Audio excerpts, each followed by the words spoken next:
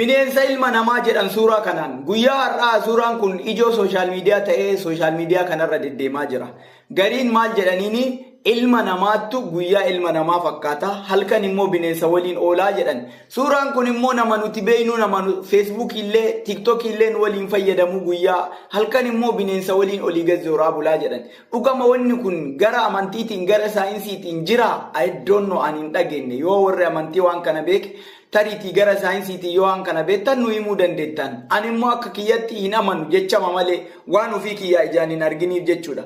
Amma nama kana yoo laaltanii jirtan suuraa kana yoo laaltan gara fuula isaatiin ilma namaa, kolfa isaa ilma namaa, harka isaa ilma namaa, gara duubaatiin immoo bineensa fakkaata.